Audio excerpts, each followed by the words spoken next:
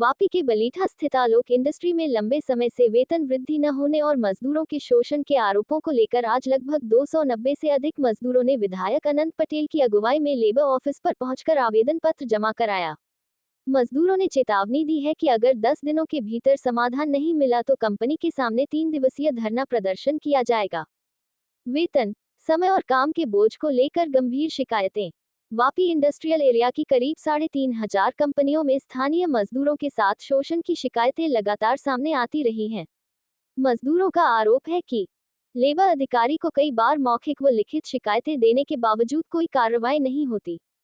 कई कंपनियों में नियमित कर्मचारियों को भी मिनिमम वेज से कम वेतन दिया जाता है। वेतन वृद्धि की मांग करने वाले मजदूरों को जानबूझकर परेशान किया जाता है। ऑपरेटरों को मजदूरी का काम कराया जाता है और कई जगह 8 घंटे की जगह 24 घंटे तक काम कराया जाता है। आवाज उठाने पर कर्मचारियों को दबाव बनाकर कंपनी छोड़ने पर मजबूर किया जाता है या अचानक निकाल दिया जाता है। आलोक इंडस्ट्री के 150 से अधिक मजदूर प्रभावित।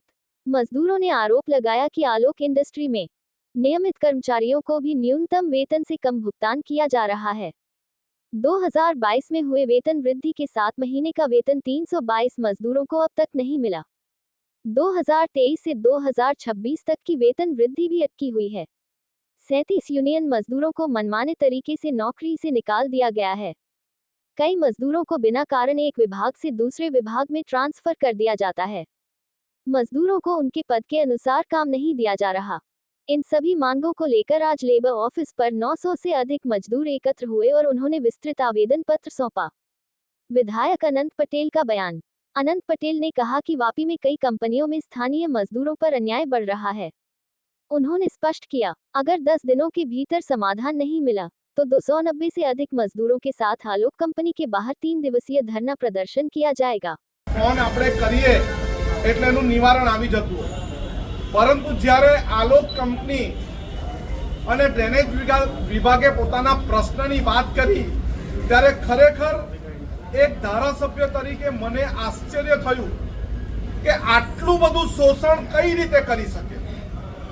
કોઈ ઉદ્યોગપતિ, કોઈ કંપનીનો માલિક આટલું બધું શોષણ ક્યારે કરી શકે જ્યારે આપણે બધા શોષિત થવા માટે તૈયાર હોય તો। હું તથા મારા કામદારો છેલ્લા 15 વર્ષથી કંપનીમાં કામ કરતા આવેલા છે। આજે મારા કંપનીના જ્યારે ચાલુ હતી ત્યારે 2022 થી લગભગ આજે 2026 ચાલુ થવાની તૈયારી છે, ત્યાં સુધી કોઈ કામદારનો પગાર વધેલો નથી। એ મુદ્દાને લઈને 2022 ની અંદર કંપનીના એક યુનિયનની રચના કરવામાં આવેલી, તેમાં અમારા લગભગ 17 થી 20 માણસો કાઢી મૂકવામાં આવેલા। હવે એ દરમિયાનમાં કંપનીએ કોઈપણ જાતની યુનિયનની વાત સાંભળવા વગર આજે કોર્ટના ધક્કા ખાવા છતાં અને કંપનીને વારંવાર અરજીઓ કરવા છતાં અને કોર્ટથી કાગળિયા મોકલવા છતાં આજે 3.5 વર્ષ થયા, તેમાં કંપનીનો કોઈ રિસ્પોન્સ ન મળતા આજે કંપનીમાં જે મારા વર્કરને પગાર તો ન જ વધાર્યો 4 વર્ષથી, પણ બીજા અવારનવાર દરેક જાતના નુસ્ખાઓ અપનાવી મારા કામદારો પ્રત્યે અત્યાચારો કંપનીની અંદર વાપરે છે।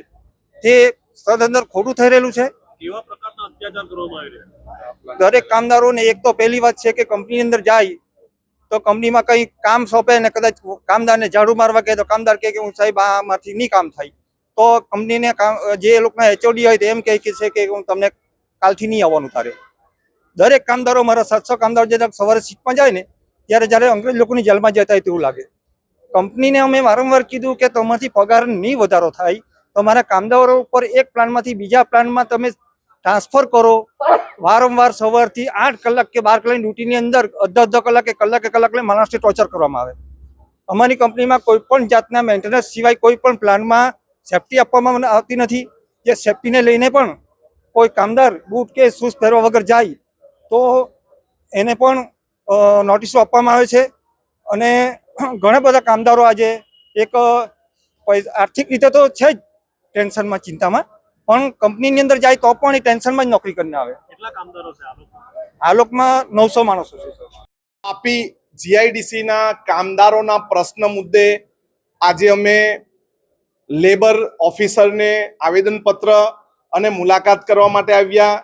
એમાં આલોક કંપનીના કામદારો, જીઆઈડીસીના ડ્રેનેજ વિભાગના કામદારો અને જુદા જુદા ઉદ્યોગો અને કારખાનાના કામદારો આવ્યા હતા.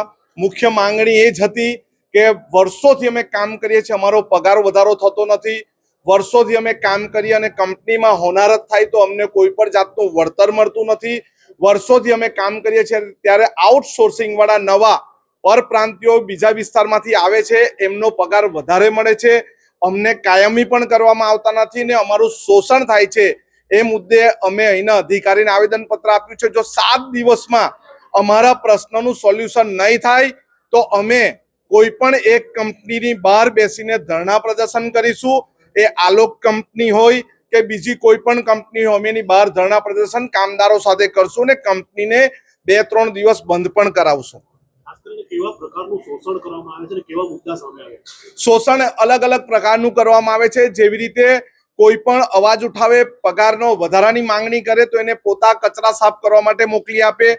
નવા કોઈ કામદાર આવે આઉટસોર્સિંગ વાળા કે કોઈ એજન્સી દ્વારા મૂકવામાં આવે તો એમને સારા કામગીરી સોંપવામાં આવે. 20 વર્ષથી કામ કરતા કામદારોને પણ 15,000 રૂપિયા આપવામાં આવે છે અને 4 વર્ષથી કામ કરતા કામદારોને 15,000 રૂપિયા આપવામાં આવે છે. સરકારના ધારાધોરણ મુજબ આપવામાં આવતા નથી, પગાર સ્લીપ આપવામાં આવતી નથી. કંઈ પણ હોનારત થાય તો એને કેટલા રૂપિયાના પરિવારને આપવા જોઈએ, કોઈ પણ ઇન્જરી થાય, અકસ્માત થાય તો શું આપવું જોઈએ સહાય, એનું કોઈ પણ ધારાધોરણ કંપનીમાં નથી.